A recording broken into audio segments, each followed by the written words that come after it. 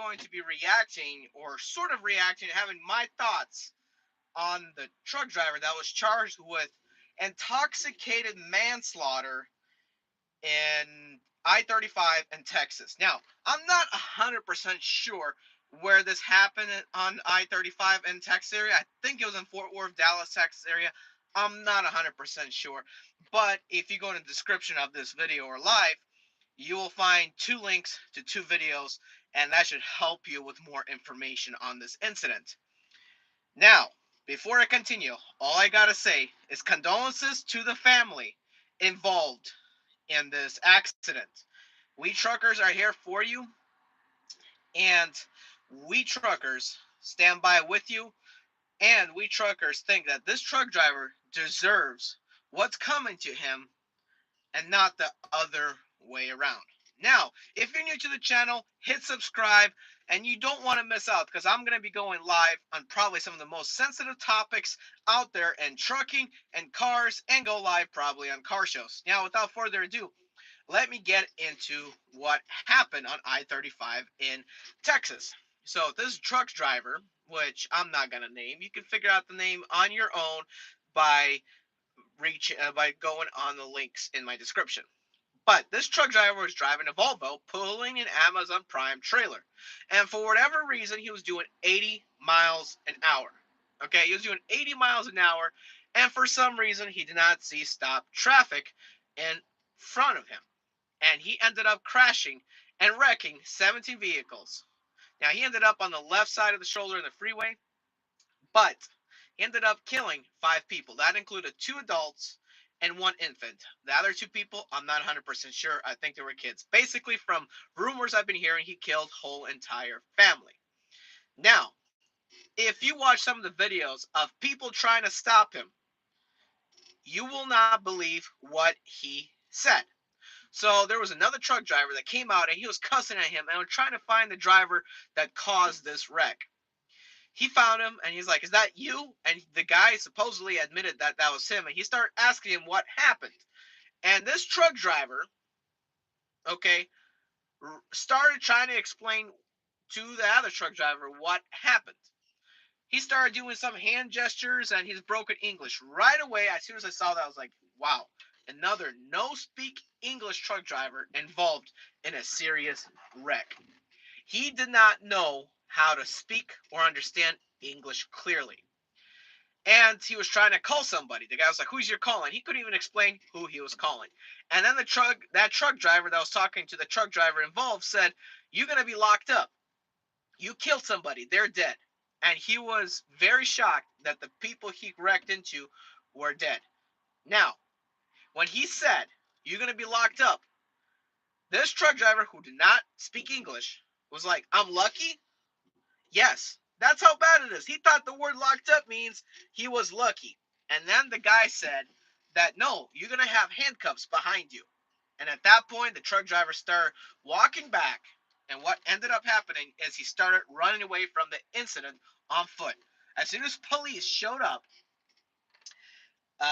this truck driver that was filming, this truck driver that was involved, told the police he's trying to run away. And the police right away went after him and arrested him. So not only did he not comprehend what was going on of this wreck, he did not comprehend what was being told to him, and he couldn't explain how he got involved with this. He also decided to do a hit and run on foot, according to this video. Now, also another very interesting fact is that there was articles coming up all the time. There were some articles that were going to like, "Hey, this could happen to you," and some articles that were going, "Hey, you shouldn't be doing this while driving." The first article came out that he was intoxicated and is being charged of intoxicated manslaughter, which is true. But he blew a zero. What does that mean? He wasn't involved in any kind of drugs. I mean, alcohol, not drugs. Which would started having people post on Facebook that, "Hey, this could happen to you. You could blow a zero and still mess up and still go to jail for intoxicated manslaughter." No, no, no, no, no. That's exactly not what happened, folks. What happened was this truck driver was on certain medication for his nervous system.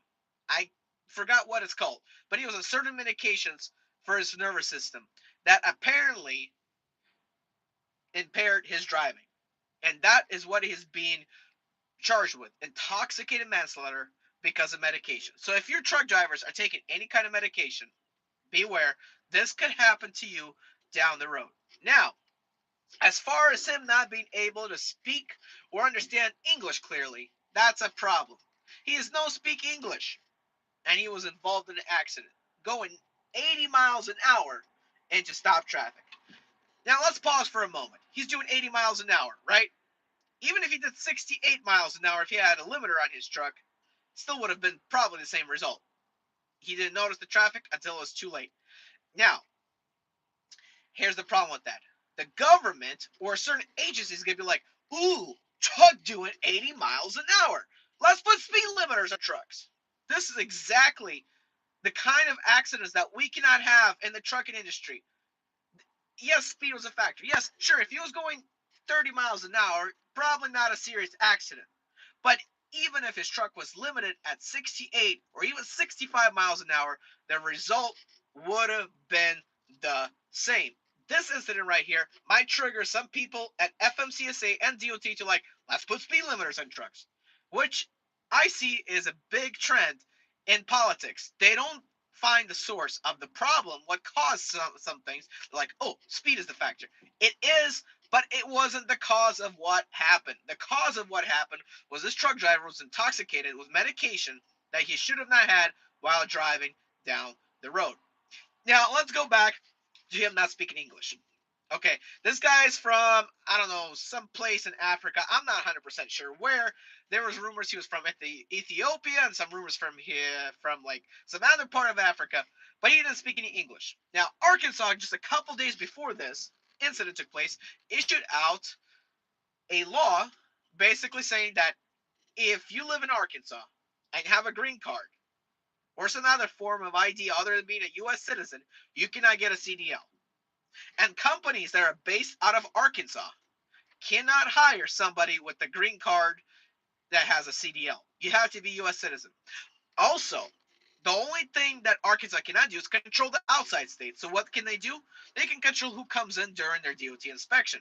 If you're being inspected in Arkansas, even if you have a CDL but you have a green card instead of a U.S. citizen, you still got to know how to speak and read and write English, because that's the test they put through you at the DOT when DOT inspects you. They make sure you can speak, read, and write English. If they don't, well, guess what? You're out of service in Arkansas, because in Arkansas you got to be able to read, write, and uh, speak English before in order to pass your DOT inspection. That's the thing that's been going around. Now, I wouldn't mind if this law went around all the United States. Now, maybe not specifically saying you can't drive if you have a green card on a CDL, but specifically you got to go through a certain test through the DMV that clearly puts you in the position to where you got to read, write, and speak English, and then you pass the test. Because when I was taking my CDL test about 5.5 years ago, guess what this CDL instructor told me? You got to be able to speak, write, and read English to pass the CDL test. Whatever happened, there was some kind of loophole where they started getting all these foreigners a couple of years later that you do not know, you do not need to speak, read, or write English to pass your test. This guy right here, the way he was talking, maybe he was in shock and full of meds yet when somebody was trying to talk to him, but he did not know how to speak, write, or read English from what I saw on that video, which you can watch that full video, that full aftermath in the description. There, I put a link. One is a Boathead Truckers link, and one is a Mother Trucker News link that I posted down below that you can learn more about this incident. I personally stand by Arkansas. They're doing good. They're trying to get all the foreigners out of this country. I think that if you cannot speak, read, or write English, you shouldn't have a CDL. I'm sorry. Because a lot of times when you're driving down the road, the overhead signs say, traffic up ahead, stop traffic, incident up ahead. A lot of these guys who are foreigners who got their CDL through a loophole by just quickly passing some kind of simple test and getting away with it cannot read those signs. I'm sorry. You got to be able to read every single sign on the road. You don't have to know full grammar, but you got to be able to know how to read the basics of the road when you're out there. A lot of them truck drivers don't. And as a matter of fact, a lot of us truck drivers are not like this truck driver. This truck driver right here that caused this accident gives us a bad reputation as truckers. Everyone's gonna be like, ooh, truckers are always on meds. Oh, truckers always on alcohol. Ooh, truckers always on drugs. Ooh, truckers always texting instead of driving. Ooh, truckers are speeding all the time. We need to put limiters on them. You see how bad one bad incident can happen? Yes. As a matter of fact, I can name you an incident that I heard from a true friend of mine uh, in South Carolina. So in South Carolina on I-85 and Gaffney, at one point there was serious heavy construction. Now most of the construction is already completed, but back about 4 years ago, there was serious heavy construction. And I haven't been there for like a year or so, and finally I started working at the company that gave me a route that I had to take I-85 through construction in Gaffney, South Carolina. Now going to North Carolina was fine because I was doing a local pickup for an OTR driver. And coming back, it was fine until I come up and the signs on I-85 was 35 miles an hour. I'm like, whoa, whoa, whoa, whoa, whoa, wait a minute.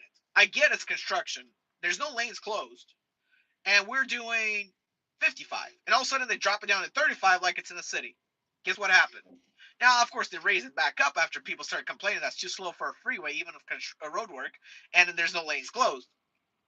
But what ended up happening is a truck driver wasn't paying attention and rear-ended somebody and killed somebody in that work zone. And because of that area of work zone, they're like, let's drop it at 35 and see what happens. See, one bad apple in the trucking industry can lead to a big chain of events which can make trucking just bad. Instead of fixing the problem, they add more regulations. What can we learn from this incident? First of all, don't be on meds when trucking. Don't be intoxicated while trucking. It doesn't matter what you took. If you're intoxicated, guess what? They're going to charge you with intoxicated manslaughter in a wreck. That's one thing we can learn. Second thing we can learn is to hire drivers properly. Third thing, we better have a better system in all states of how you get your CDL legally, no loopholes, and being able to read, write, and speak English. That's the only way. If we don't do it, we're going to have more incidents like that. Even Bonehead Truckers himself said that. Okay? There's a lot of people standing by, especially after this incident of the Arkansas law that came out. A lot of people are for that law, especially after incident. Before, they were all like, oh, we got to protect truckers. We got to do this. Now, they see the problem. It's been a huge problem with all illegal immigrants or foreigners or somebody coming in, maybe even legal. Okay, I'm not talking about illegal. I'm talking about maybe legal coming in, but they do not know how to speak, write, or read English, the bare minimum. And this is what happens when you let them drive. Now, let me go to my comment section to see what you're all talking about. Somali pirate, or he was lucky, he said. Yeah, he definitely said he was lucky. When the guy was coming up, anyone who are just joining in, when the truck driver that was interviewing him or trying to capture him of the person who was at fault said, "You're gonna be locked up." The guy got confused because he didn't know how to speak English right properly. He was like, "I'm lucky, I'm lucky." Now this is probably should be something to laugh at, but since people were involved and died, it should not be a laughing matter. Okay, I feel sorry. Condolences to the families involved. This trucker deserves to get full punished for what he did. Okay? And also, it's a choice. It was your choice to drive that truck while being intoxicated. There was no one else's. Yes, maybe you could have lost your job if you said no to driving because you were a high or drunk or on medication that cannot make you drive properly. But you would have not killed anyone. People out there are pressured to work sometimes because the company's like, we'll fire you. And they're like scrambling, well, where else can we get a job? I also blame the company for this. Yes, I do. They should have known that they have a dangerous driver on their hand.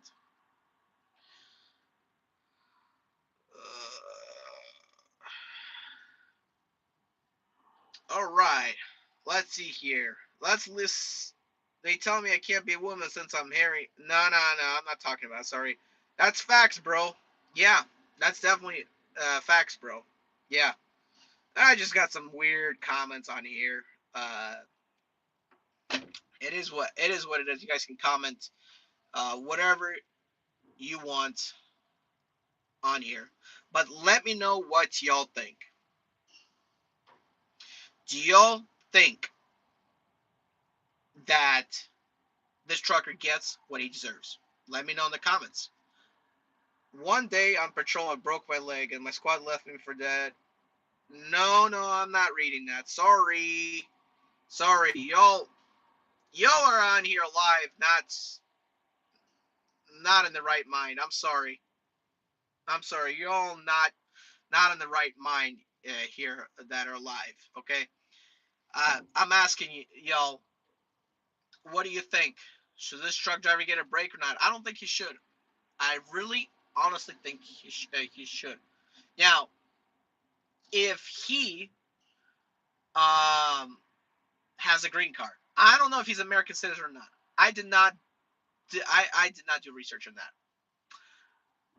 But if he is not an American citizen, chances are with this crime he'll be sent to the country that he came from.